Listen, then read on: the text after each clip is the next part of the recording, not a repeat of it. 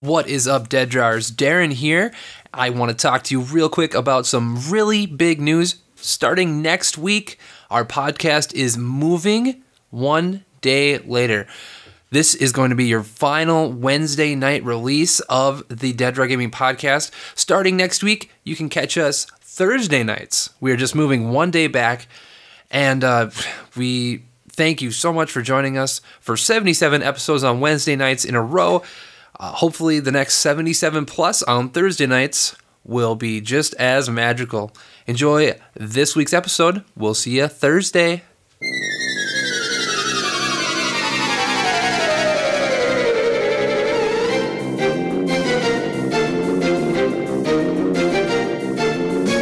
What's up, Dead Drawers? Dan, Danny, and Darrin back at it again for episode number 77 of Dead Draw Gaming, a Pokemon TCG podcast like no one ever was. And we have a super exciting episode for you guys today. So if you are hyped, just like we are, make sure to hit that like button down below and share this podcast with all of your friends. But first, you guys, before we get too far into it today, my co-hosts are here and they are about to tell you how they're doing tonight.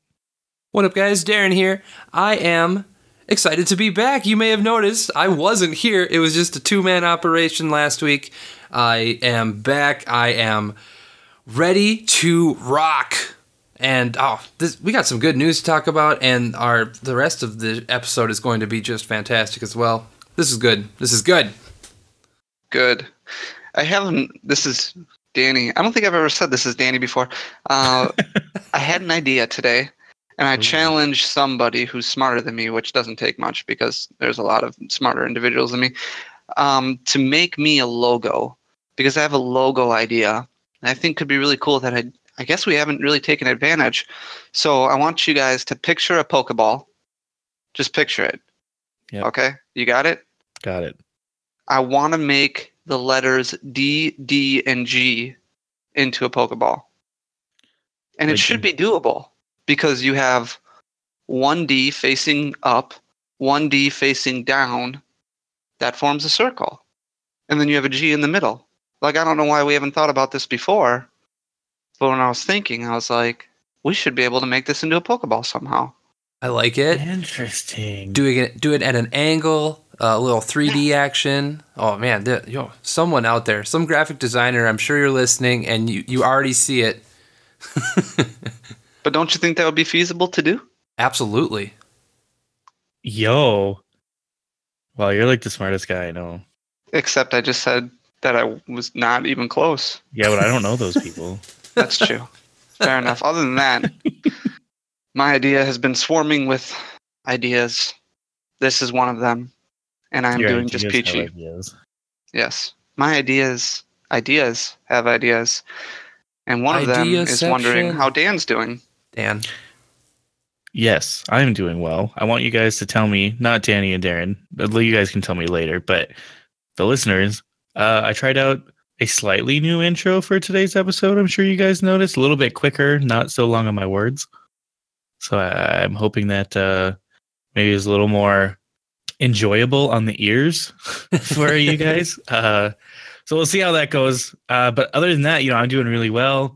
Had a pretty good week as far as Pokemon things go. Just lots of fun stuff and still getting prepared for all the big things that are coming. So you guys want to get right into episode 77 with the agenda? What are we talking about? So we're going to start you guys out the same way we do every other week with some Pokemon news. Then we're going to jump into the recap of the Portland Regionals that was this last weekend. And then we are going to get into the spice, the senior debate. Is the division really irrelevant? Then we're going to talk a little bit about Madison is incoming. This is going to be a little bit of a business update. And are we ready for it? Then we are going to do our weekly top 5, our top 5 legendary Pokemon. Then our question of the week, our buy sale trade of the week, our open discussion, and our wrap. So I will pass it off over to Danny and Darrin, who's going to talk to you guys all about the non-TCG Pokemon news. I know we got some Pokemon Go news. Yeah, that's absolutely right. There's a ton of Pokemon Go news. Yeah. There's plenty. There is plenty. So, listeners, you may remember a few weeks ago I talked about quests. They were coming, then they weren't. Now they are for sure coming. Even better, these quests are going to make it so that you can get your hands on mythical Pokemon. Of course, we're starting with Mew. We don't know the exact details, but we do know that being able to catch Mew in the wild will come down to whether or not you can complete quests. Let's take a look. Quests here, there's going to be two types, storyline quests and challenge quests. They can be one-offs or multi-parts, and there may even be hidden quests. Your quest objectives can be catching a Pokemon, spinning a Pokestop, hatching an egg, walking with your buddy, leveling up a badge. There are a bunch of different ways to complete quests. And then, yeah, that you can get rewards like experience, items, special encounters, i.e. mythical Pokemon, Stardust, candy, more quests, or even avatar clothing. This is really great. Like, I was worried that they were going to have a hard time making questing relevant, and there it is. Boom. We finally know how we're going to get our Mew, our Celebi, all of our mythicals. So this is great. It's pretty cool. I am definitely excited. I would like to say I'm excited also. But I feel like at this point, the only way I get back into Pokemon Go is if Darrin drives to my apartment and literally makes me go play with him. I mean, that's... I don't think I'll do it on my own. I really don't. That's hard. I would love to if you weren't like 40 minutes away, man. It does not take that long. I mean, when you drive the speed limit and don't take the fastest route. Well, what would you do that for? Okay, anyway, moving on. The next bit of Pokemon Go news... Rayquaza, gone. It's been gone for a little while. We have Lugia for our raid boss right now. It can be found in shiny form. So, there you go. Find yourself a shiny Lugia in your raid battle. It's a fairly mediocre raid battle. As long as it doesn't have a weather boost, you can probably do it with 5 or so level 30 and ups. And level 29 and ups. 29, yeah, I don't see why not. Maybe you need another. All right, sorry, I'll stop. That's okay. That's all right. Finally, let's talk about Pokemon Go Community Day. Sunday was Bulbasaur, where you could catch yourself a shiny Bulbasaur. You could catch yourself a Venusaur or hatch a Venusaur with... Not hatch, I'm sorry. Evolve a Venusaur with Frenzy Plant, a... very powerful grass type attack. Did either of you get out for Community Day? I'm guessing no.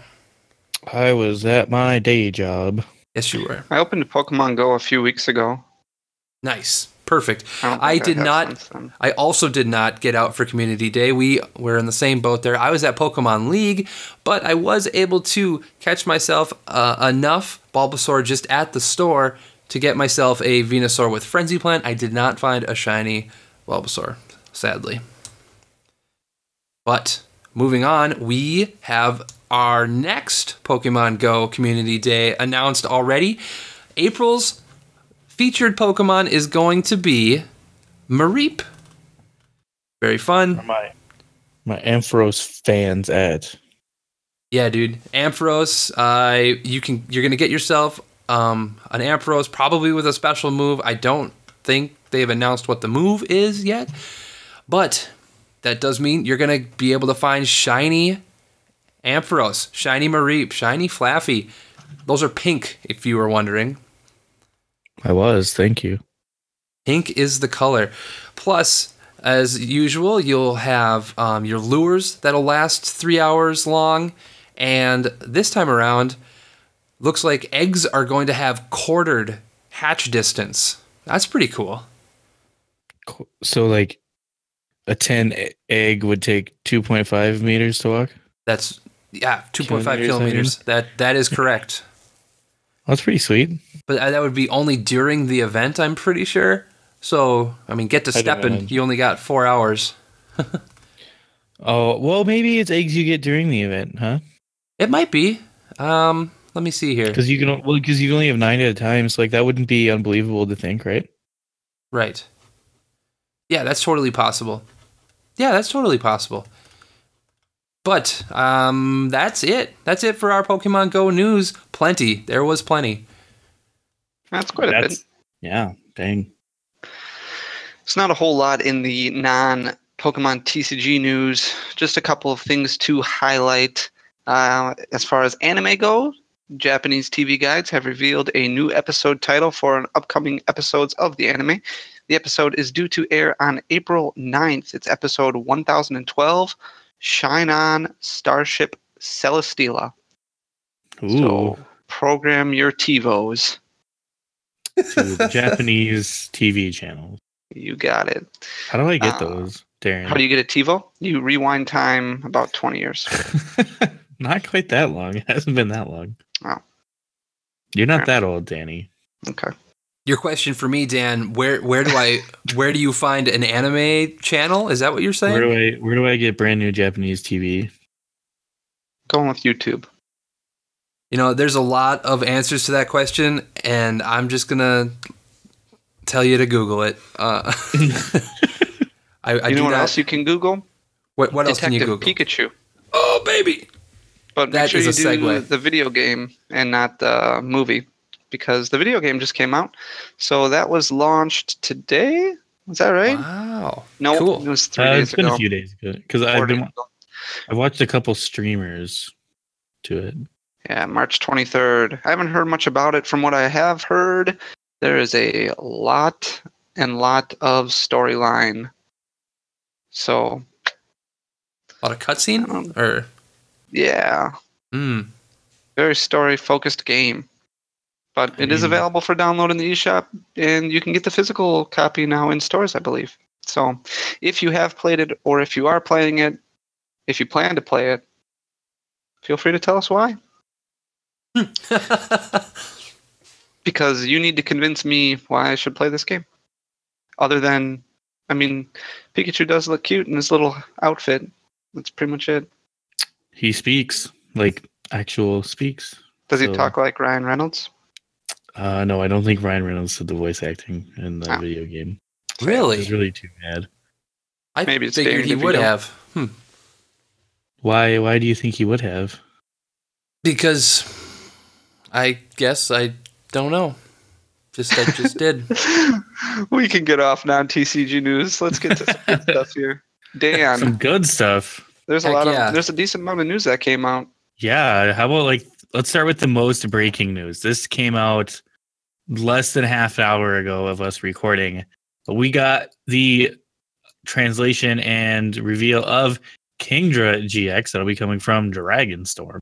It is a water type stage 2 with 230 HP. It evolves from Seadra. It has 3 attacks. Its first attack for 1 colorless energy, Hydro Pump, does 10 plus damage. This attack does 50 more damage for each water energy attached to his Pokemon.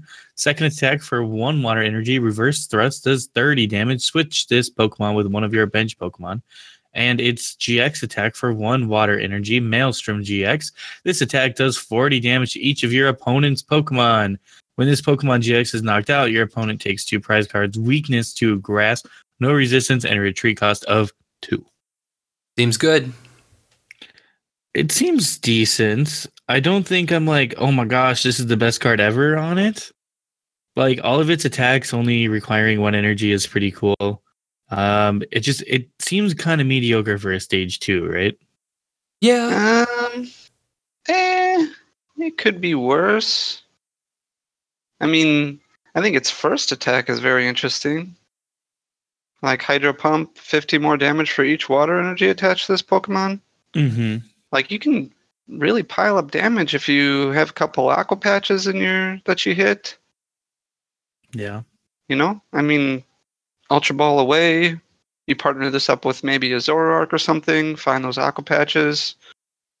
Attach a Choice Band with 3 Aqua Patches. Or a manual attachment and 2 Aqua Patches. You're hitting Rare Candy turn 2. You could hit 190 turn 2 without a problem. Yeah, and you can pair it with the new Quagsire that's coming from Dragonstorm. What's the new Quagsire do? So the new Quagsire is a stage 1 water type Pokemon with 120 HP that evolves from Wooper, has an ability called Wash Out. As often as you like during your turn before you attack, you may move a water energy from one of your bench Pokemon to your active Pokemon. Then its attack for colorless. Hydro Pump does 60 plus damage. This deck does 20 more damage for each water energy attached to this Pokemon. It has a weakness to grass, no resistance, and a retreat cost of 2. Yeah. That does seem to have some synergy.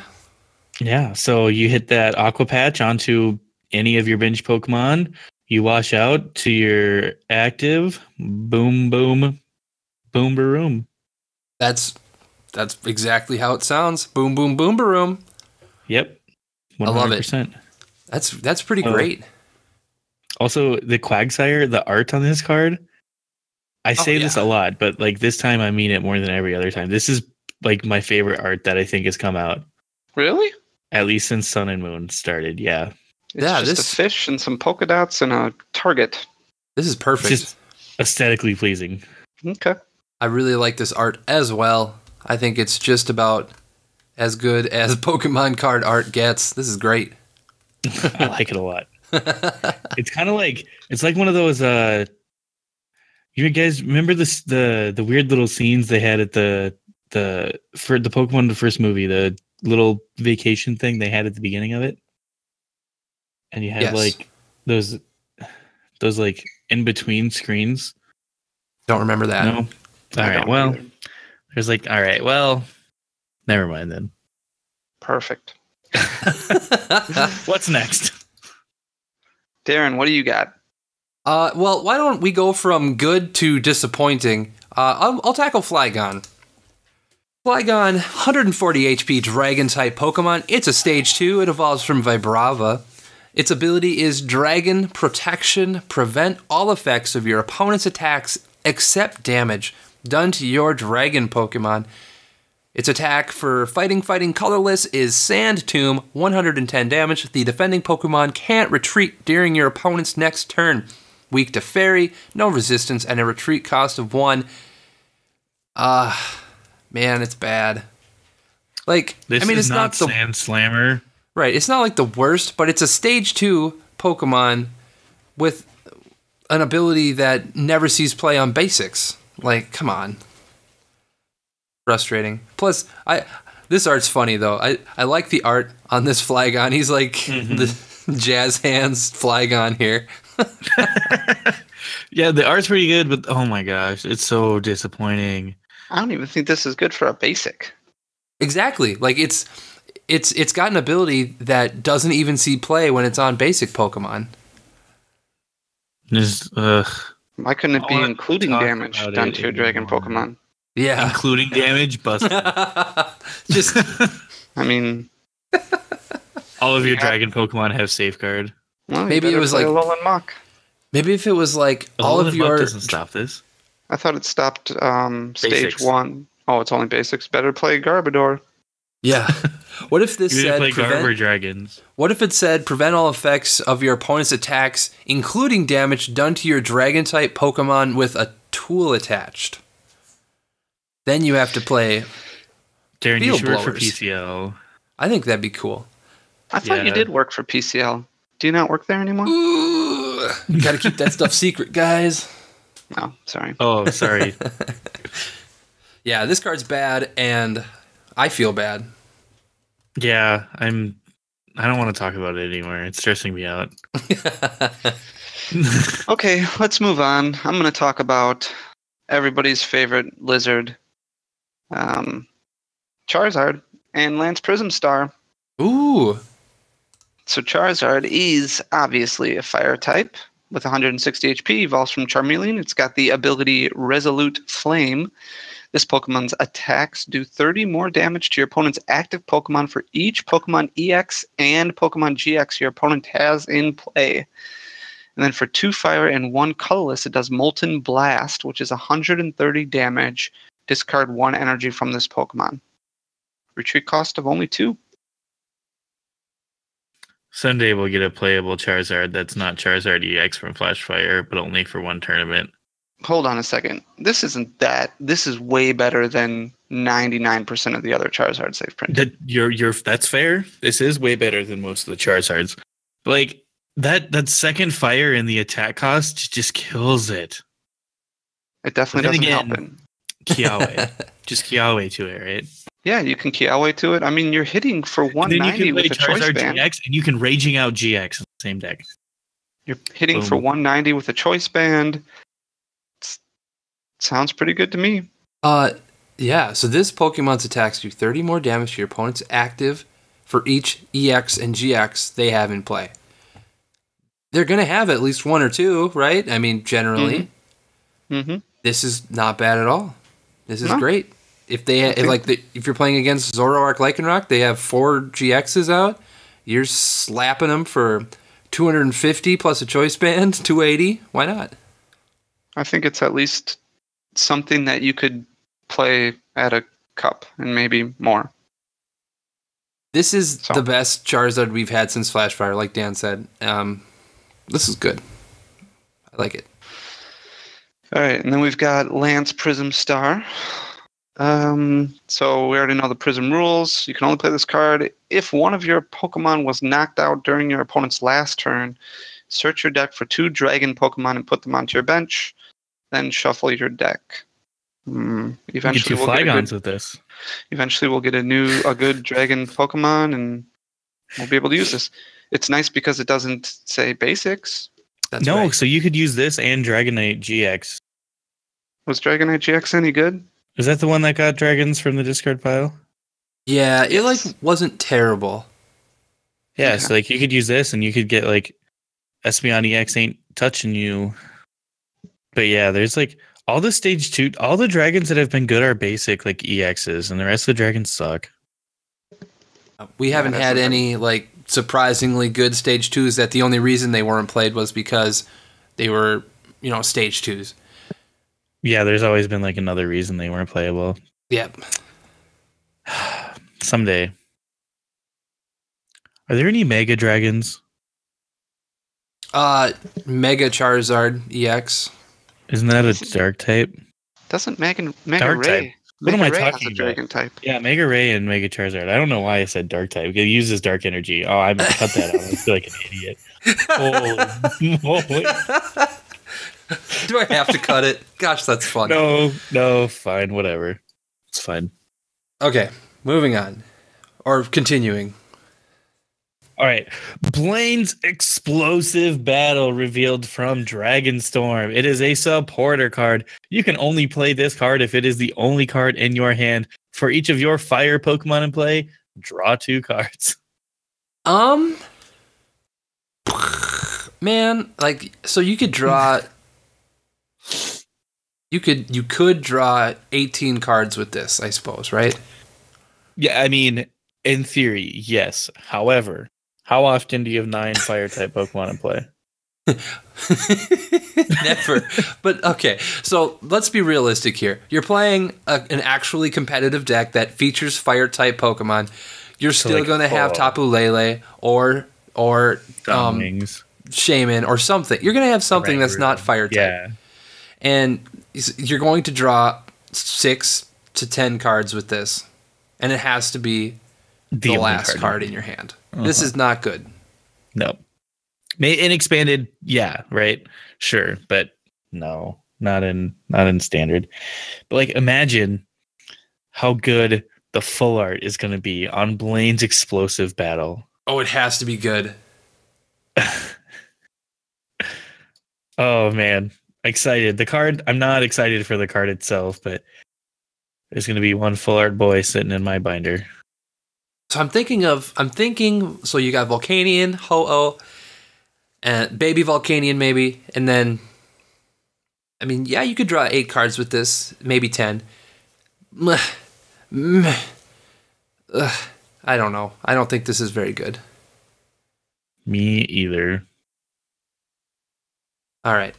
What else? Either. Let me talk about just very briefly the Raikou GX and let's see.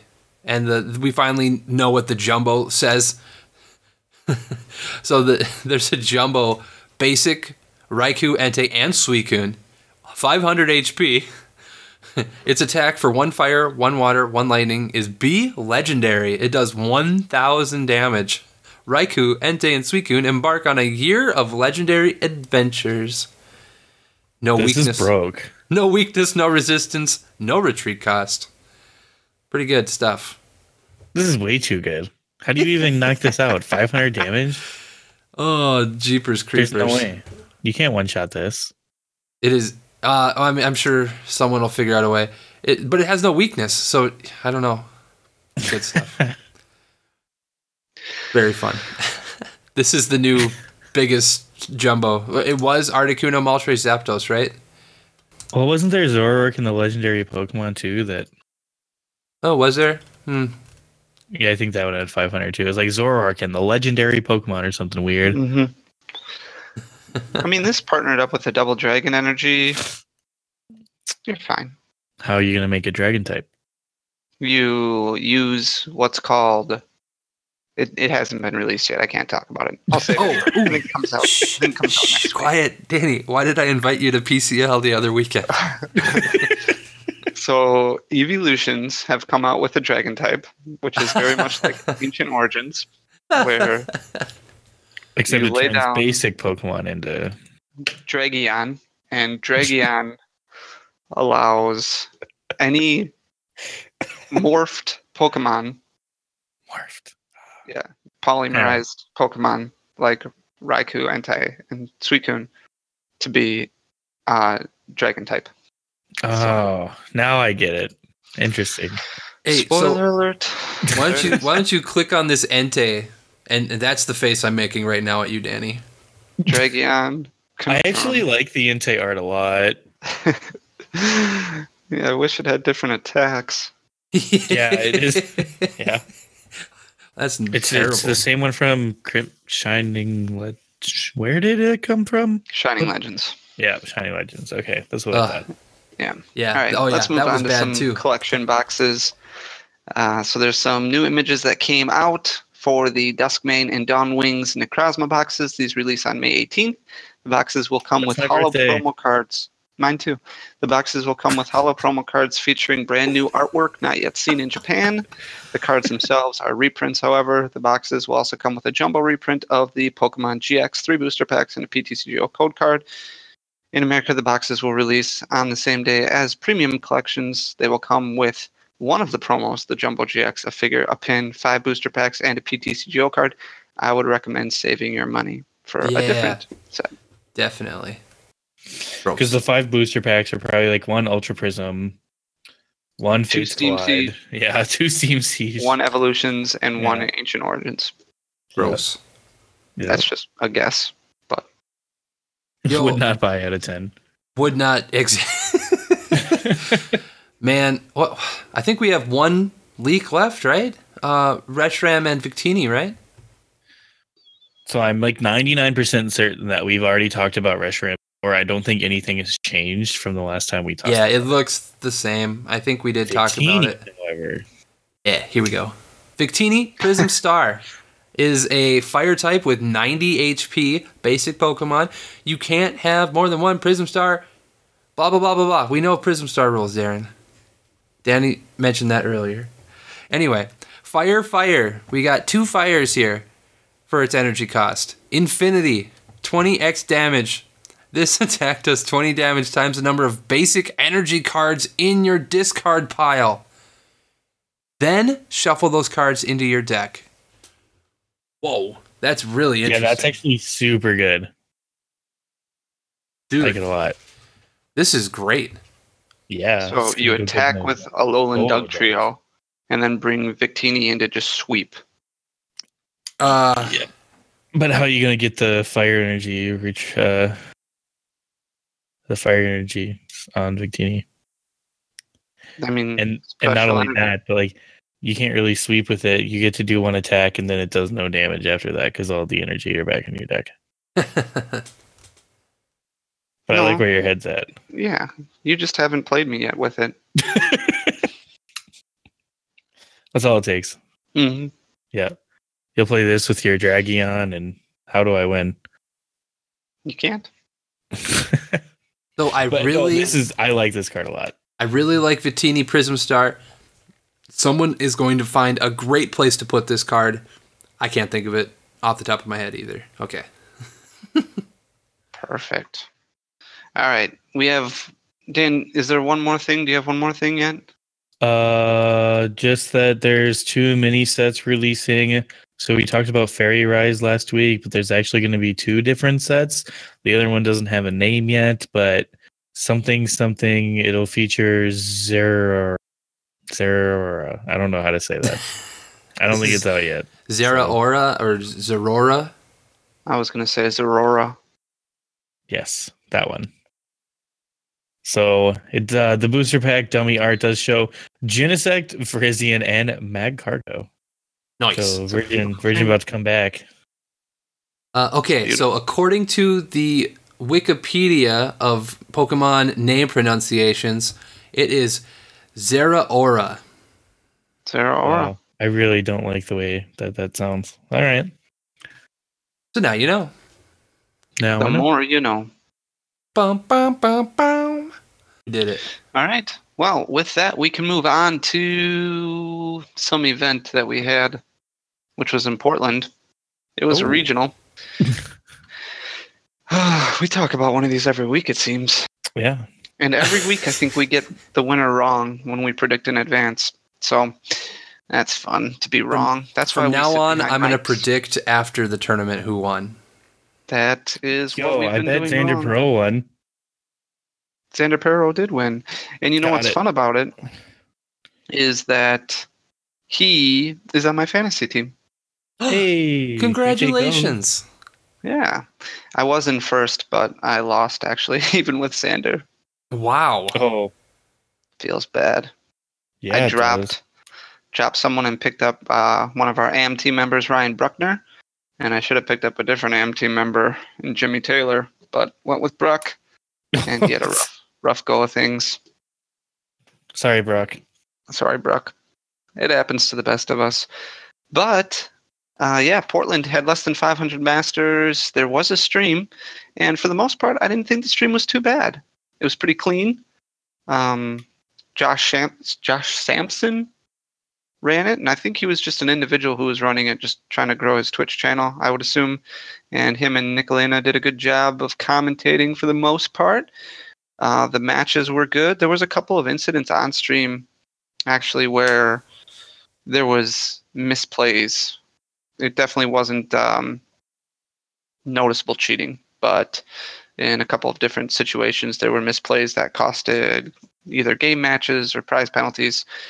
And yeah, other than that, I thought the stream looked really good. Did you guys watch the stream at all? I did watch some of it, and I agree. The layout was good. It had all the information you wanted on there, I thought. And yeah, I was happy with the commentary. I feel like it was a really good advertisement, or a warning of what we will be looking at if we use table mics. Like, so I think we definitely need to get headsets for our crew. I wish I had a headset. What? Oh, wait. I was getting the two confused. That was a bad joke. Anyways, so Team DDG did well. Yeah. For the most part, for the people who were there. We had 3 players who made day 2, so congratulations to Caleb, Gedimer, Joey Rudinger, and Jimmy Taylor, Heck yeah. who finished day 1 very well, and well enough to make it into day 2. Caleb started 2-2. Had to win his last. Can you imagine that pressure? Wow. Yeah, he basically had to win out all the way to top 8. I've only ever won 5 games at a regionals twice, so yeah, I can't imagine having to do it 5 times in a row. Yeah, and I did 4 times in a row once. Oh, that's pretty good. Yeah, you started out 4. It sure did. Didn't go well after that. It happens. Caleb actually was the only one who made top 8. Caleb was playing Buzzwole Lycanroc, played top 8, and had a terrible matchup going against Colton Decker, who was playing Espeon Garb, which if you've ever played Buzzwole, against a psychic deck, you are in for bad times because it will not be your friend. So Caleb was able to take game 2, and he was really actually pretty close in game 3. I believe Colton started an Eevee and had to pass, or he didn't have to pass, but he had something on the bench, but it wasn't great. And then Caleb started a Buzzwole, or he started something else where he found a Float Stone to switch into Buzzwole, but didn't have an energy, used a Max Elixir, missed the Max Elixir, so he couldn't one-hit KO the Eevee right away before it had a chance. That was it. Colton didn't have the Psychic Energy to evolve turn 1 into Espeon. So that was too bad. And ended up losing in top 8. But good job to Caleb, good job to Joey for his top 16 performance, and good job to Jimmy for his top 32 performance. Jimmy was also playing Buzzwole Lycanroc, or Zoroark Lycanroc, one of the two. And Joey was playing Greninja again. Jimmy was playing Zoroark Lycanroc. There it is. Yep, they got 8th, 13th, and 26th, respectively. Nice. All right. Ultimately, like Dan said, Xander Pero took down the crown. It was a Espeon Garb mirror match in the finals. Literally a 60-card mirror match. Yep. And Xander 2-0'd him. Xander's so we had... though. Yeah, he's pretty good. So we had those two. Bulu, Vikavolt, Zoroark, Lucario, Buzzwole, Lycanroc, Sylveon, Attacking Hoopa, and Buzzwole Lycanroc rounded out the top 8. So we had 2 Buzzwole Lycanrocs, 2 SP Garbs, and then 4 of something else. So 1 Zoroark. Right? Yeah. So I'm starting to think as time goes on, like, is Buzzwole actually the best card in the format and not... Buzzwole is only the best card in the format because Zoroark is the best card in the format. Sure. That's fair. That makes sense. Yeah. Because there's lots of Buzzwole. So we had 1, 2, 3, 4, 5, 6, 7, 8, 9 Lucarios make day 2. That's pretty good for a brand new card. Yeah, not bad. How many Golisopod? How many Golisopod? No Golisopods. Wow. Nunzo. Just continues the different metas between the U.S. and other countries. Mm-hmm. There was, however, 4 Sylveons. Nuts. Sylveon was a good call. Alex Hill is on fire. He made another top 8 with Vikabulu. Well, he made another top 8. This time he played Vikabulu. But I think this is it's either his third, I think it's his third or fourth day 2 in a row since Oceania. He's doing pretty much the same thing that Joey's doing.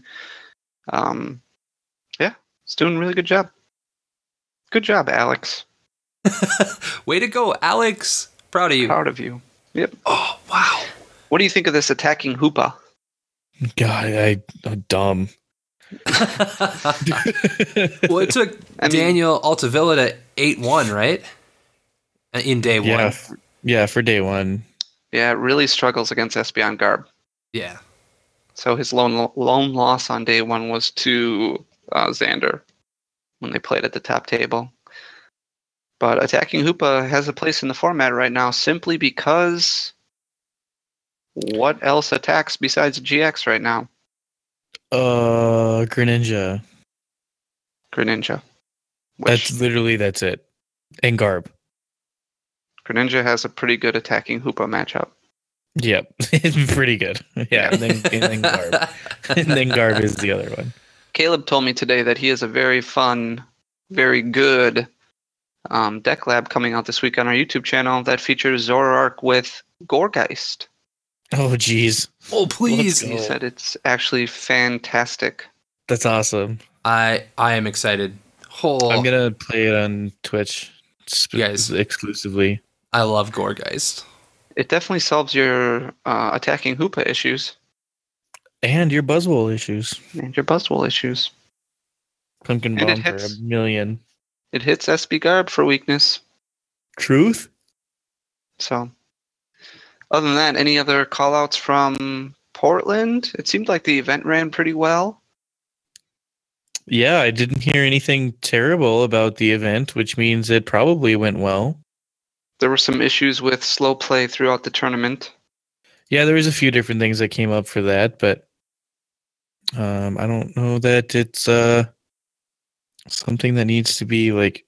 I feel like it's been addressed to the point where, I mean, everyone knows to call a judge, right? Yeah. Listen to this. So we had the top 8 already.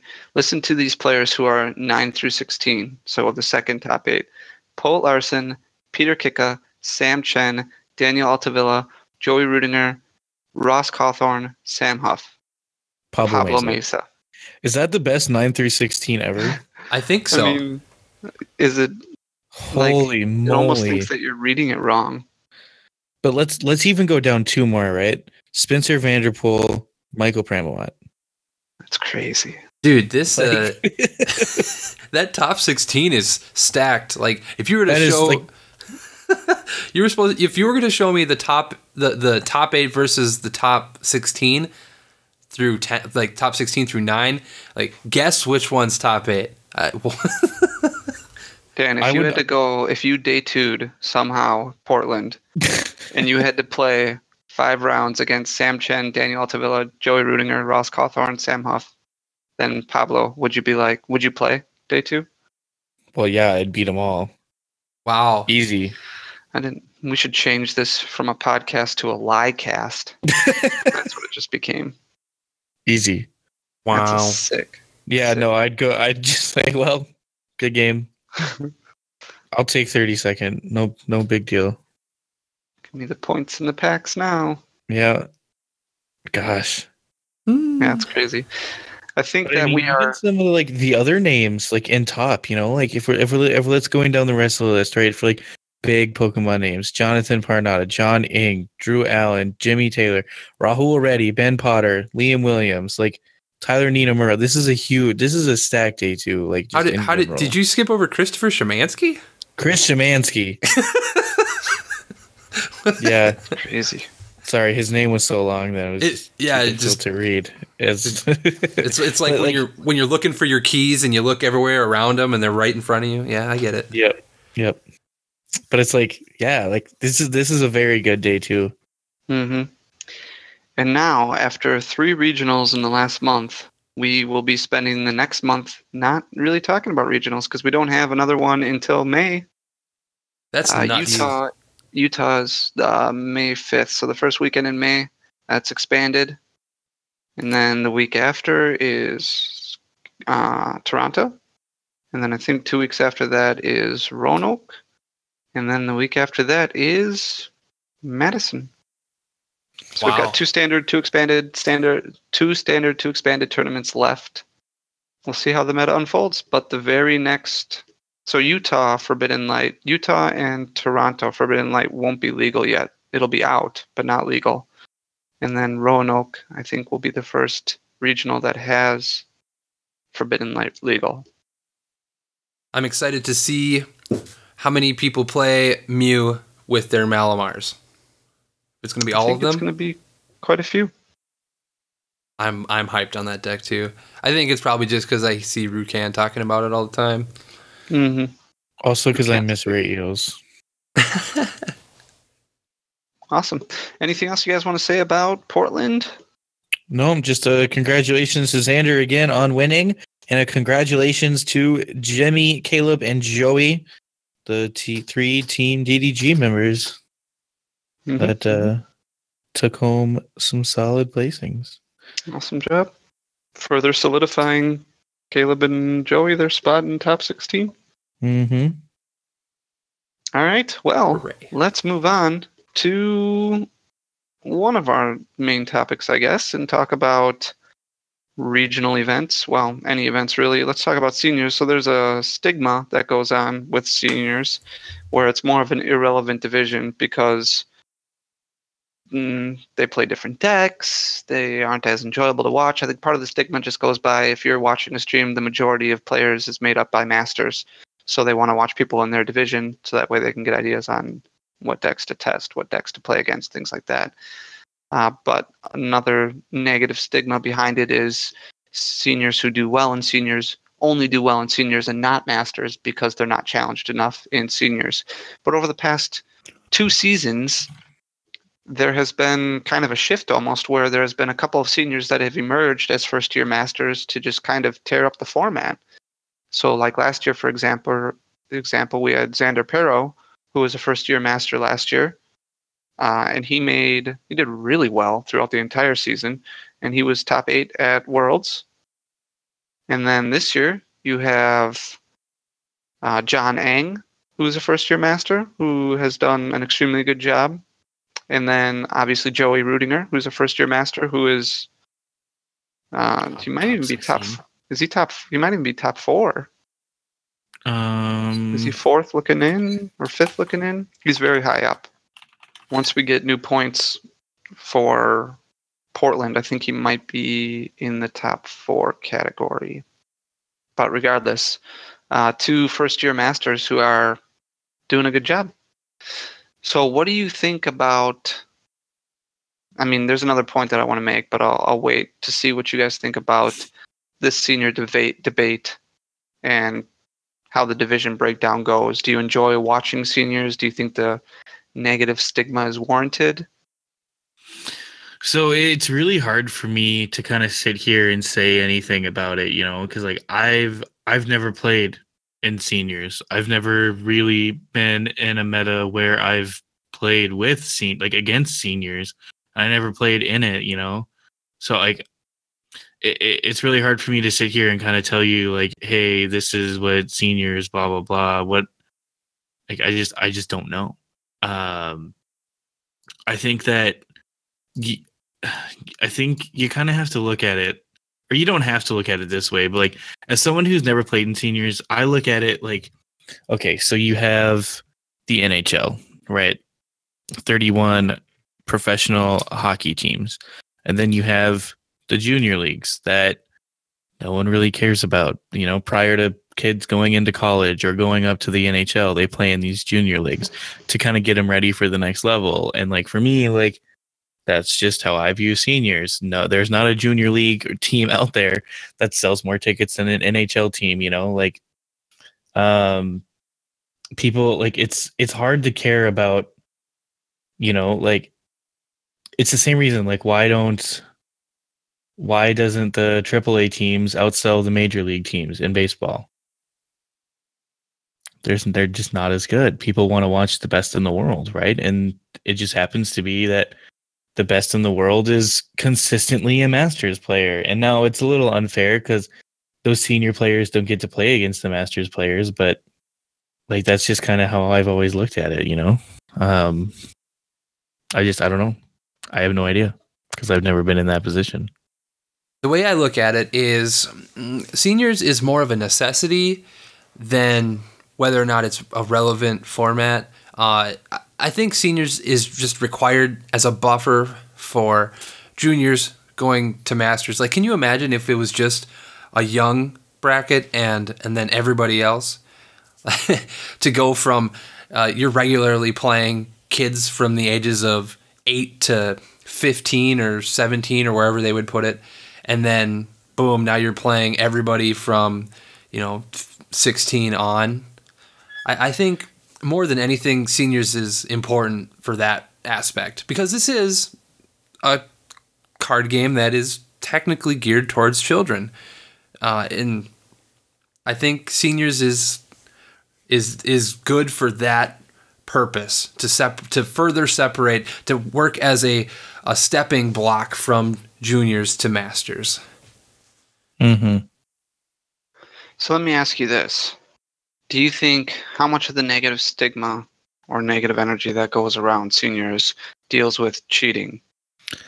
Well, it's actually interesting you bring that up. I want to read something to you guys. And I actually, when Danny typed out the agenda for us this morning, and I saw, I've never played in seniors. So I reached out to someone who has played in seniors. First year master, M. Taylor. He's a player from Minnesota. And I was just kind of asking him some different questions. And I asked him to answer 3 questions for me. I said, why is the seniors division relevant? If it isn't, why not? And if it isn't, how do you think you make it that way? And I asked him if he minded if I read his response to this, which it's a very good response. It's a little bit long, but I think it's important as far as kind of explaining and understanding some of this. But his response to me was this. So I'm sorry, it might take me a minute to read this, but it's a lot of really good info. So he said, the division as it currently is not relevant to most masters. As a senior, unless you are consistently one of the best in the nation or the world, you are very often seen as irrelevant. This is shown best on Facebook when seniors are literally told to their faces that their opinions or lists do not matter due to their age. This blatant condescension isn't necessarily incorrect all the time, but it is rarely conducted in masters. The senior division has a certain number of problems that need to be addressed. Some are inherent, some can be fixed by making decisions more exposed. First and foremost,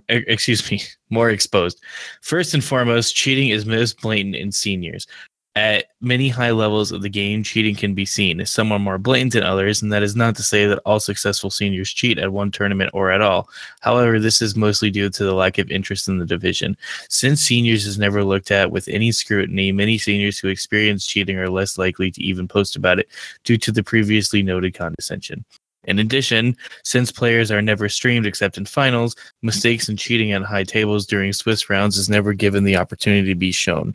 Cheating would be much more relevant in Masters if there was never a stream until finals. To compound this point, cheating is never stomped out or ridiculed due to the complete lack of coverage. This allows for seniors to age up without being taught the disadvantages and countermeasures to cheating. This also creates a negative effect for our first-year Masters, who are grouped into the class of one example ruins the rest. The largest argument against seniors being relevant is their ease of tournament. On paper, this argument is quite easy. Smaller people, less rounds, less time. But this doesn't even come close to the intricacies of the division. First, seniors has a metagame which is wholly unpredictable. Many players play what they want to play instead of being influenced by masters. This means that you will often call the meta for masters and then be hit by completely random decks. In addition, since we have less players and less rounds, the parameters for doing well are much more constrained. You will almost never make cut at a tournament if it's not an intercontinental or Worlds Day 1 with 2 losses. At most, 2 players make it with 2 losses. This is true for cups and regionals. 2 random decks can truly ruin your day. I had a friend in day 2 of Worlds who probably would rather not be mentioned, who played Espeon Garb. He took out Vaporeon and hit 3 Volcanions, a horrible matchup otherwise, and finished badly due to the wild seniors meta. In Masters, I've also grown appreciative of the relative lack of skill at the top tables. Not to say that Masters are awful, but at the top tables of senior regionals, you'll almost always play against the best players in the United States. Fixing relevancy in seniors is very difficult because it is the perception and preconceived notions of the community that hold it back. Many top seniors are fantastic players and transition into masters well. People like Joey, John, and Sydney, and Zach Bukhari all demonstrate that. Even myself, a top 5 player in Minnesota, was treated with large amounts of disregard last year. Well, I'm glad I asked about cheating. Yeah, so I really can't say that a lot of the stuff he said is surprising, honestly. Especially with it's a pretty small division as far as age, right, Darren? It's like, what, 12 to 15-year-olds mostly? Yeah, it's a very small age window. But I think even that small age window, like, looking back, like, I feel like 15 to 12 is a pretty big difference as far as, like, you know, like, critical thinking is concerned. And I was a lot more naive as a 12-year-old than I was as a 15-year-old. And if someone 3 years older than me was trying to cheat against me, they're probably going to have a pretty easy time doing it. I think the reason I bring up the whole cheating thing is obviously because of the issue we had with, you know, one of the best age-up masters, quote-unquote, in Michael Long, when Zhao Zhao was caught cheating several times and finally banned, and his circle of friends who are also doing very well. There's a lot of people who call out cheating then as expected because of what Zhao Zhao did for the game. Mm-hmm. Like, dude blatantly cheated, got away with it several times. And you don't hear about bans really in juniors or seniors. And I think part of that is because, Darren, what's the difference between judging a junior event or a juniors and seniors at an event than masters? Like, are you giving them game losses and stuff like that? Or are you like, hold on, you can't do that, this is what you do instead? Generally, yes. Generally, The main point of judging a tournament is to create a fun and fair environment for everyone involved, and that usually includes being less severe with your rulings for juniors and seniors. So at that age, when they're starting to develop the critical thinking skills that they need necessary to compete at a high level in this game, like if you're a second-year senior and you double attach and somebody calls a judge, you can kind of be like, well, I didn't know that I couldn't do that, or I didn't realize I did it. And the judge could be like, okay, well, next time, make sure you don't do it. Well, I can definitely see that happening. If that's the case, I basically just got away with it. Yeah. So the only difference is that this person caught me on it. So it's a lot easier to develop that critical thinking aspect of, hey, the best way that I'm going to be able to win is if I double attach or I play two supporters. Because the only thing that's going to happen is if in the rare occurrence, my opponent who has very slow or very bad attention to detail right now because they're a growing teenager who can't really focus on one thing for very long, like if the worst thing that happens is they catch me and I get told by a judge that I can't do that, then what's the point in stopping? And then they come to masters and they're like, okay, well, the best way that I'm going to be relevant in this division and prove everybody wrong is to continue doing what I did in seniors, so that way I'm not the first year master who falls off the face of the earth. So I'm going to play 65 cards in my deck and see if anybody catches, or whatever the case may be. And then, Yeah. I think that's part of the thought process that goes behind this irrelevant division. And I think Em is completely right. It's a completely different meta. Like, you have decks at the final table that you're like, what? Like, their variety of decks, and a lot of that comes from your parents only have so much money to buy cards for you because you probably don't have a job. So you're not making your own deck, or you may be making your own decks, but you're not buying your own cards really. So you have to play a lot of different decks. So you have such a more variety as far as a percentage goes based on attendance. I think those are all contributing factors into this idea behind seniors aging up. And that's when you start getting questions about, hey, this person has done so well in 4 or 5 tournaments to a point where it's unheard of. Even Pram goes through stretches where he doesn't day 2. Like Jimmy Pendarvis, super consistent for a very long time, and now all of a sudden he's hit a few regionals in a row where he hasn't made day 2. Like, it's very hard to be a master and consistently day 2 every single time, or consistently top 8 every single time. So if a first-year master is doing it, that raises a lot of questions. Especially if they're masters who have gotten, like there was one master who did really well at the beginning of the year, first-year master, who had been caught cheating several times and admitted to cheating several times when he was a senior. All of a sudden he makes top 8. And they say, you know what, your top 8 is irrelevant to me because you probably cheated because you did it so many times as seniors and got away with it because you didn't get banned or you didn't get DQ'd. I think that the penalties need to start being a little bit more severe and consistent as far as, like how you're paying attention to these sort of things. Like, I understand there's going to be times in juniors where somebody just piles on like 7 energy in one turn because they have absolutely no idea what the rules are. But if you're somebody who goes to every regional event and you're a known player, like if you're judging and you've seen this player 2 or 3 times, 4 times at a regional, they know what they're doing at that point. Then you need to start taking out these harsher guidelines, and that will help eliminate, these ideas behind this being an irrelevant division. I think for any pokey parents out there, the best thing you can do for your child that is aging into seniors or is currently a senior, you got to teach your kid how to spot another player cheating. What it comes down to is, at least at the local level, seniors are going to get away with this stuff until people call them on it repeatedly. A judge in general is going to be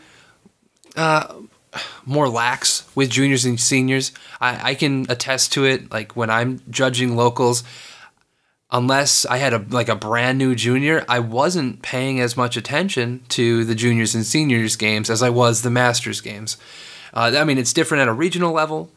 They have more staff. They have dedicated staff to juniors and seniors. But when it comes to your child playing, make sure you take a little extra time to teach them how to keep track of your opponent's attachments, how to keep track of your opponent's hand.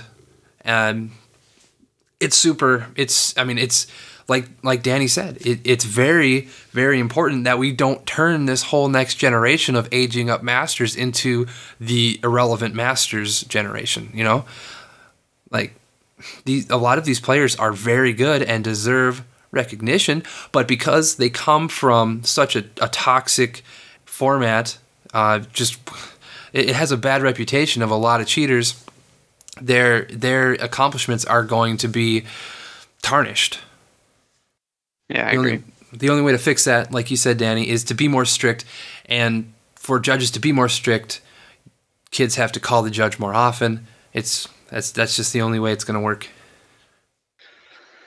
I think we're all on the same page. Dan, you have anything else to say on the matter? Or are you good? No, I just want to give thanks to M for that insight that really I definitely didn't have. I don't really think Danny had, and the only reason Darrin would have had it is because of judging kids. So that's yeah.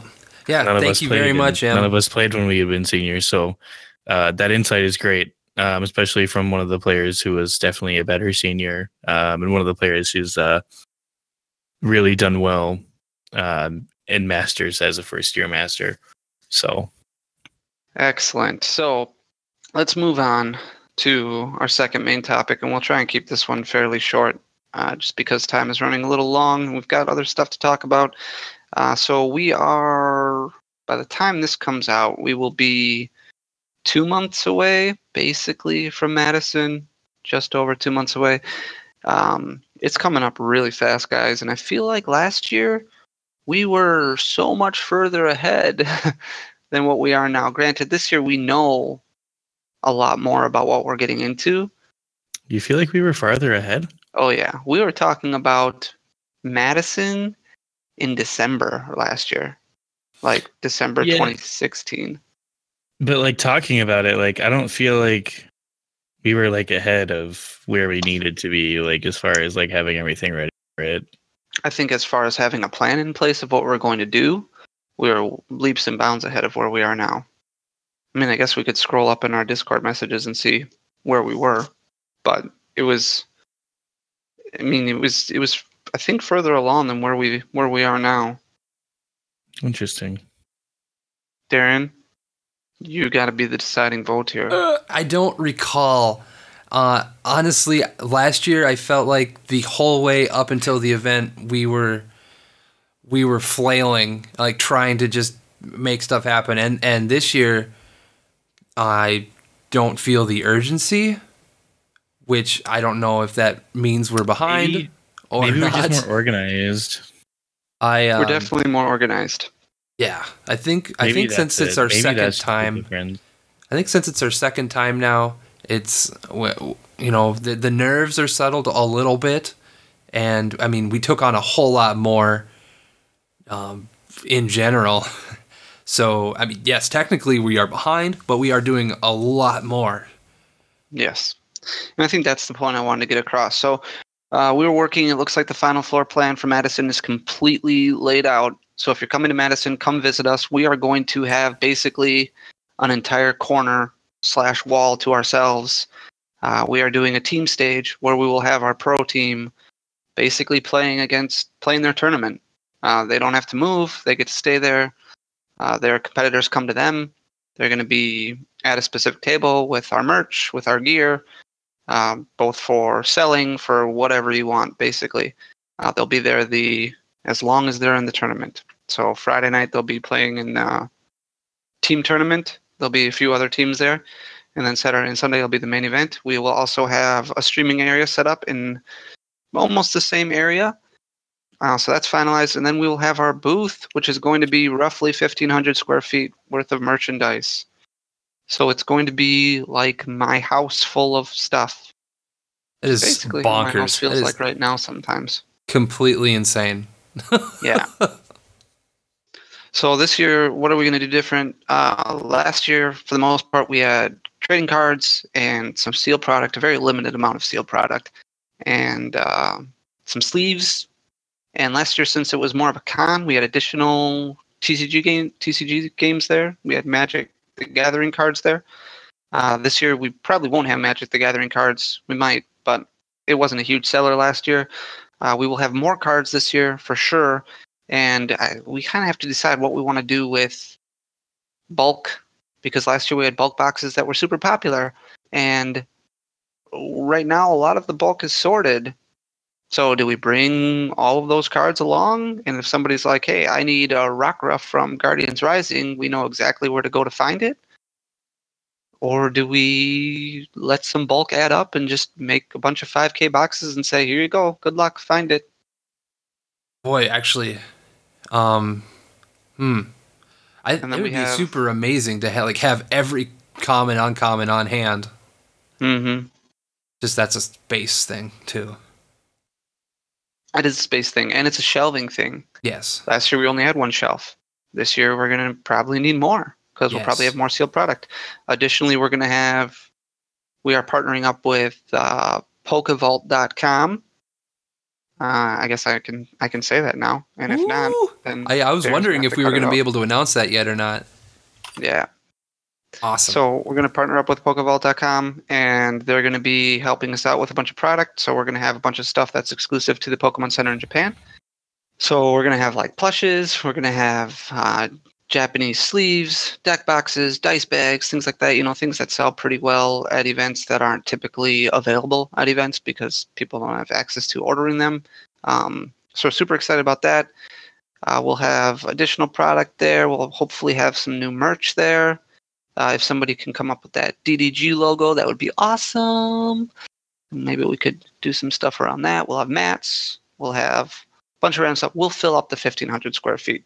The vendor booth, I'm worried about only because the hard thing about having a booth is the pricing structure of everything.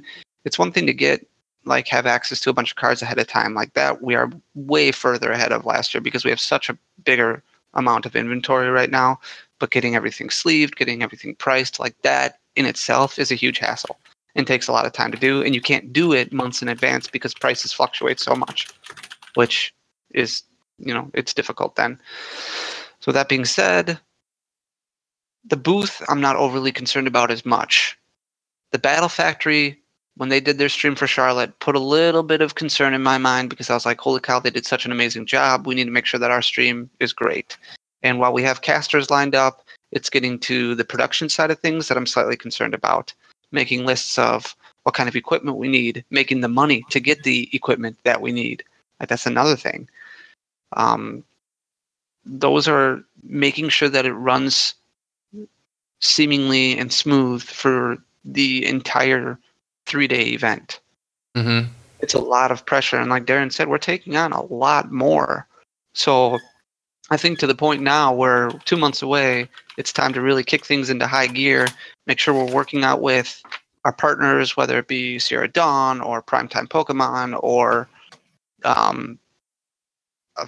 Aaron Trainer or Jack Black, the people who are investing time and energy and money into being a part of the stream through a commercial and working with other stream sponsors to make sure that their advertisements go off without a hitch. Make sure that we have, if we want to do player interviews, make sure that we have, if we want to do player scorecards, things like that. Like, make sure we have all that stuff so that way before the event even starts, we've tested it. You know what I mean? Like we've done run-throughs, walkthroughs, made sure everything is perfect. We need a Twitch layout. We need music. There's just so much stuff that people don't necessarily think of when it goes into a stream. A lot of behind the scenes stuff. It's not just here's player A, here's player B, and here's a few card scans that might be popular during the tournament. Getting all that stuff figured out. It's a lot. Getting all the equipment that we need, getting all the merchandise that we need, getting all the stands that we need. We're going to need double the display cases. We're going to need more peg hooks. Are we going to be recording? Are we going to record podcasts? Are we going to record videos? Are we going to shoot our own commercial ahead of time? Getting all these ducks in a row, having a plan in place to make all that happen so that way we're not like, last year, rewind time for a second, up until Madison actually happened, like, do you remember the couple days before? Was that stressful for you guys at all? Oh yeah. Yeah, I mean that's some of the one of the most stressful times of my life, to be completely honest. Yeah, because it's getting everything, and that was just a booth. Like, that was just singles. All that stuff needs to be done again this year. Like, all that pricing, all that sleeving, all that organizing. It's not going to be as bad, but all that stuff is going to be, it still needs to be done. And we're going to be doing that a lot the day before or a couple days before. So getting everything, with the team table and the stream in place ahead of time is going to be so crucial, because the storefront is where we're going to be making the money, the return for the. We can't just be like, oh, we're going to be terrible at the booth, but we're going to do well with the stream, because got to have the return somewhere. So I don't know. I'm starting to stress out a little bit about it because it's crunch time. What do you guys think? Definitely also stressed. I have been at work thinking about what we're going to need to do to get the production side of things all lined up, because it's like you said, Battle Factory did an amazing job. There's so much. We have to coordinate with multiple people. Like, is one of us going to be a lead on the production side? Like, there's so much. There's so much we got to figure out. And like you said earlier, we have about 2 months. We got like 70 days here. It's coming up so fast. Dan, what do you think? I think I'm definitely a little more lax than the both of you are about everything. What else is new? probably a good thing. I think one of us needs to be not stressed, but I think that last year was like such a good like learning experience for us going into this year that like I think that we're a little bit more like it's not stuff that we should like set aside obviously and just be like, oh, it'll be fine, done and like I'll get all this stuff done. But I don't think that we'll have that, last week stress session that we had last year. Yeah, that's certainly possible. I think that we're in a much better position this year to have everything right away. If the last week all we have to do is I have to drive, 3 nights in a row and price cards, then so be it. That's easy. But what I don't want to be doing is like, okay, well, where's our tablecloth, all this other stuff, and like we'll have all that, maybe a few things that we can pick up and buy like some nicer cases or something. But I don't know. I'm not looking at it this year the same way I was last year. This year, just we're way more organized. We know what we need to do. There's not going to be any last minute, like, oh shoot, I forgot that kind of situations. I don't think. The production side of stream, however, really has me a little bit worried, to be honest. And I don't even think it's because the Battle Factory did a good job. I think it's because I've placed a lot of pressure. Yeah, a lot of pressure on all of us for this being, such a fantastic stream that. Well, the good news is I've just been putting pressure. Best ever will be a disappointment. So the good news is I'm just putting pressure on you. I'm just counting on you. So I can't let myself down if only you can let me down. Yeah, great. Get wrecked. No, just kidding. Yeah, it's a lot to think about. We've never done a stream before like this. No. We've never done a stream that's broadcasted out to thousands of people before. So making sure that it's attractive. I'm not necessarily worried. There's going to be negative comments that happen no matter what. That comes with every stream. But I want to be able to look at the stream and be like, that's something to be proud of. Mm-hmm. And I have very high expectations for everything that I do, everything that I'm a part of. So living up to those expectations is going to be difficult, especially when it's something that I've never dabbled in before. Yeah, and that's the great thing about business, going into business and doing a business like this is you're consistently trying new things. You're consistently learning new things. And I mean, if I would have talked to Dan about Twitch streaming 2 years ago before he even started, Dan would have had no idea what he was doing. And now knows a lot more. And that's stuff that he's learned. That's stuff that you can't learn at a school. Or you can learn, but you don't learn as well from hands-on experience. Mm-hmm.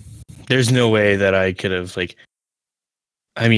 there's still no way that I could produce a regional stream now. I'd like to think that it wouldn't be the worst stream you've ever watched. And doing it over and over and over, you do learn little tricks and things that you probably didn't know. But I mean, there are people that,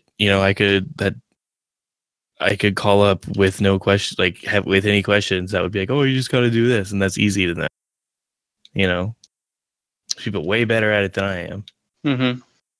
Well, it's just some food for thought. We've gotten a lot of good feedback from the community already about things that they want to see us do and thoughts about what they've seen before. So that's good. Keep that coming, and we'll keep updating you guys as we get closer and closer to the event. But I think that collectively, the three of us need to really bog down and start focusing on getting lists put together and things at least somewhat organized on paper or in writing on things that we can do so we can start checking off one thing at a time. Mm-hmm. And with that, we can move into our top weekly 5. Weekly top 5? Ooh, baby.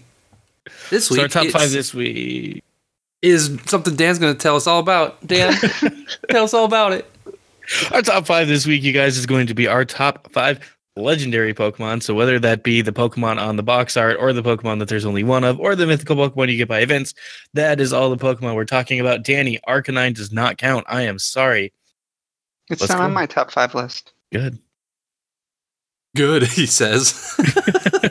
I will start off this week with my number 5, which is Regice. Oh.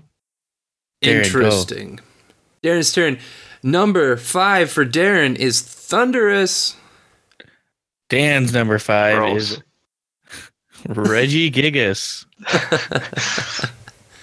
My number 4 is Ho-Oh. Number 4, Lugia. Number 4, Groudon. I had Groudon in my top 5, but I took it out. Really? Yeah. I really thought you would have left it. No, I didn't. Interesting. It's just too many. I also had Raikou in my top 5, but I took that out. Wow. So, you want to know what my number 3 is? I do. Yeah. Zapdos. Wow, I thought that would have been your number 1. Really? Interesting. Well, there's another number one 2, that's pretty I think. obvious. Yeah. Sorry. What if it was shiny though? That would have worked when the Neo sets were out. What's your number 3, Darren? Rayquaza. My number 3 is Genesect. Ooh, my number 2 is Genesect. Ooh. Nice.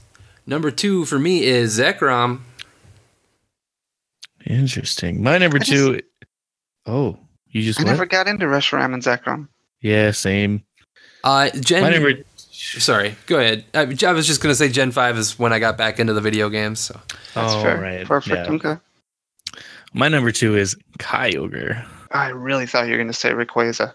Oh, what would you think my number 1 is? I know. My number 1 is... Dan, do you want to guess my number 1? Entei. Busted. Nice. Number 1 for me is Zapdos. Nice. Is it a shining one? I don't care. Guys, I like Zapdos a lot. Isn't the shining one just slightly more yellow? I didn't know that you liked Zapdos so much. We're meant do. to be together. Yeah. Oh. Do you guys want to guess what my number 1 is? No. Let's move on. Just kidding, Dan. Say what it is. Dan, say it out loud. Rayquaza. Rayquaza. Oh, I would have been wrong.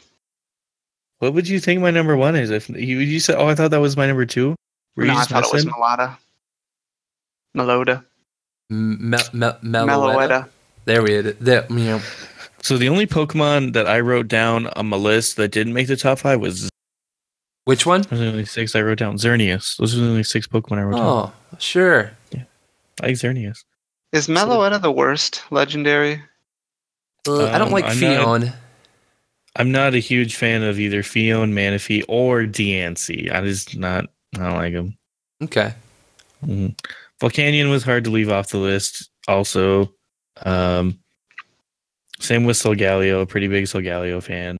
I also don't like Palkia. Yeah, I'm not a big Palkia fan either. Same. Kind of a stupid design.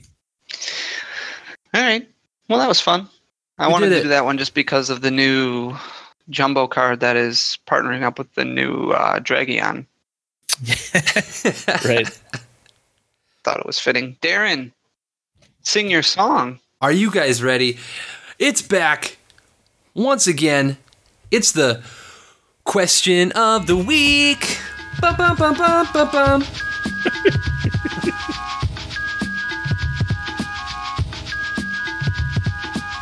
Good job. Oh, it's fun. Fun for everyone. Let's hit it up with some Facebook responses. All right. Our question of the week, as posed by Dan and Danny last week, was what would it take for you to sell all of your Pokemon cards? We got a lot of responses, and I'm only going to read some of them. So I'm very sorry to everyone that is going to be left out. Let's start with Zaya. I would have to have a legitimate reason to quit the game, like needing more money for something like tuition or going for another 5 years without a stage 2 Blastoise. Brett Stratton says like $10,000. It's pretty good number. Jeffrey says have a baby. That's a pretty popular reason. Done that. Manuel, life-changing event. I'm not going to read Dallas's. Why not? We don't need to perpetuate the anti-Dan stigma. No, do it. Read it. Dallas with a response, if Dan Garman ever won Worlds, he would sell Do it, every Dan. card he owns. Hey, man. As far as I'm concerned, that's less competition for me to win Worlds again. So if that's all it takes. The grind is on. Easy. The grind You don't is mind on. being the best if you're, as long as, I mean, you'll be the best even if you're the only one? Is that what you're saying? especially if we get that Dallas guy out of here. Man, that's funny. It's all in good fun, you guys. I love Dallas. All right. Well, let's jump over to Twitter. Ravens459 said, if I was offered a good price. Miaboo says $20 or a good pizza. Same. I'd go for Jess. a good pizza right now. I would also go for a good pizza. At Jess Alakazam says an Illustrator, Pikachu, or a first edition base set box. Wow. Yeah, right? They've got an expensive collection. Wally Hummel here on Twitter said, I sold my original Magic collection when my daughter was born, but I was in college and money was really tight, so it was to support my family. I think what he's saying is he wouldn't do that now because he wouldn't need to. He's better off. Good for you. Man. We had so many responses. Let's take one more from Twitter. Dakota here at Pokemon Trainer 95 says 1 mil LOL. All right, and finally, our Discord channel, which you can be a part of if you if you subscribe on Twitch or become a patron at patreon.com/deaddrawgaming. Or if you become a member of our pro team. Matthew Manning says, if my son, who is in juniors, didn't want to play anymore, I would sell all my cards. Oh, really? I hope your son plays forever. I hope so too. Vagrant Red, if somehow my son grew up, he's 1 year old now, and wanted absolutely nothing to do with it, and I got a decent price for them. So I think that's when you get rid of the sun. Whoa. Yeah, which is harder, sending your son to boarding school for the rest of their life or giving up Pokemon cards? If Lacey Don't ask comes me up that to me and question. tells me she hates Pokemon, I'm gonna run into a lot of issues Ooh, oofta. Oof, let's not even, ooh. that day. Mitten Militia Sorry, says, if I needed the money. Jack Black says Pokemon would have to cease to exist. So he's only selling his cards if they are suddenly worthless because the game is no longer played. Astronet. Time is money, and Pokemon takes time and money. Both would have to run out drastically for me to consider selling off. I know in MTG, people sell away their collections all the time because they get bored or prices spike and drop like crazy, so they get out while they can. But with Pokemon, the interest in all its forms, at least for me, will always be there. Very cool, Astronaut. Finally, Scurvy Knave. Nothing. I take my Ampharos full art deck to my grave. What a note to leave off on. Perfect. Thank you all for that response. What is our question this week? This week's question will mirror our weekly top 5 question from this week. We talked about our top 5 legendary Pokemon. We want to know your number 1. What is your... last. What's that? And last. Your favorite and your least favorite? Yeah. Perfect. All right. Your favorite legendary Pokemon and your least favorite legendary. Tell us why. And you can leave your response on Facebook, on Twitter, in Patreon, in our Discord, on our Twitch, on our YouTube channel.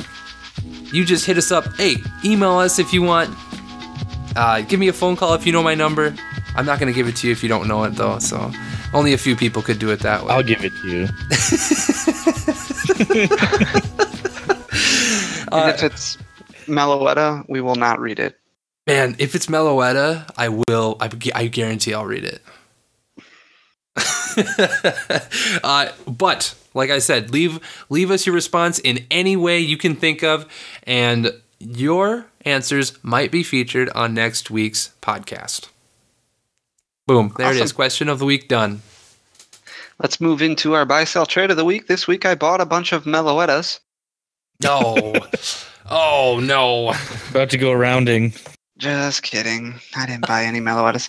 I've been like crazy buying and selling mode lately. Like I've been constantly looking at cards. And I don't know if I've ever been like this big into buying and selling, because it's literally what I've been doing all day, every day. Well, aside from like the moments when I'm not doing it, but I do it a lot. So tonight, eBay actually had a 15% off promo code today. So I used that, and I found a really good price on a really good Registeel Gold Star. So I did some checking, saw that it sells for about $130, and I paid $70 for it. Nice. After the promo code was issued. So that was good. One bad buy for the week, I found a Rockets Entei EX for $18. That in the pictures it looked super good. The seller advertised it as near mint. It is far from when I got it in. Ooh. It's almost like the foiling on the front is kind of peeling a little bit, and the corners, I mean, they're white, which I knew that they had a little bit of whiteness in them, but I didn't know that they were like creased a little bit. So I did message them tonight and say, hey, I'm going to send this back because this isn't even worth what I paid for it. So a little upset about that one. Other than that, it's been a ton of staples. I've bought, I don't know, probably like 20 to 30 Bridgets. I always say Bridget. 20 to 30 Bridgets, a bunch of puzzles, a bunch of Zoroarks, a bunch of Gardevoirs, a bunch of Sylveons, a bunch of Floatstones, a bunch of Max Elixirs, a bunch of Guzmas, just a bunch of staples to kind of fill up the website a little bit. I bought some more Lele's, and I sold a ton of stuff too. TCG Player, I told you guys last week that I was starting to sell on there again. That started to take off really well, so that's great. And then today, I actually went on to a website of a competitor and looked up their Skyridge singles and bought them out of all of their Skyridge singles. Wow. So it was like $232. Their prices for them were super cheap. All the commons and uncommons were under $1 still, and a lot of their rares were under $2. And if you look on TCG Player, the commons and uncommons are selling for like $3 to $4. And I was like, you know what, I'm fine taking these and we'll bring them to Madison or something. These are easy profit numbers. So I was like, I'm gonna snag all of these. So I just bought them all. That's awesome. Who doesn't love Skyridge? Some of those older cards have like just skyrocketed so much in price. Skyridge, really all the e-reader sets, the Legendary Collection, the reverse hollows from the Legendary Collection have really shot up in price.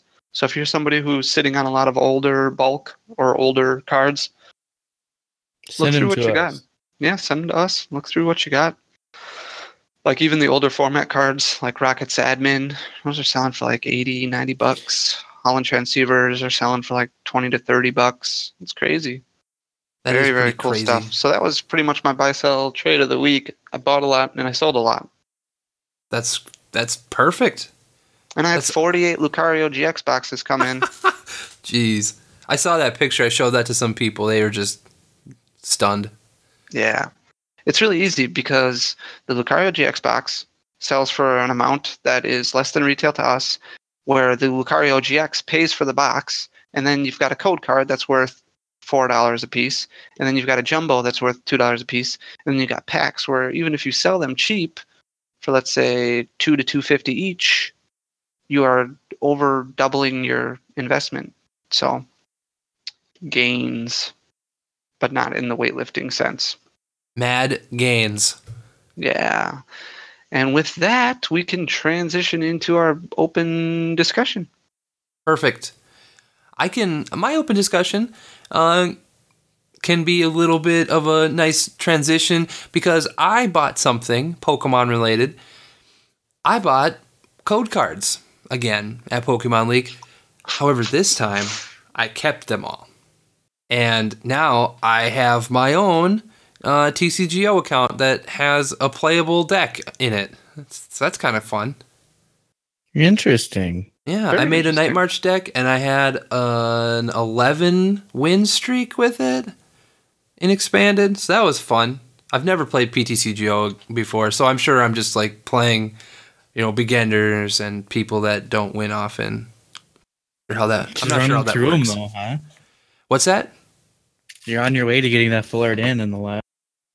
In the last week, right? So I played a little bit the other day, and really my goal is to just get that computer search. That's all I really want. I'm not going to play enough over the next 5 days to get that N. There's no way. Gosh, I haven't played PTCGO in so long.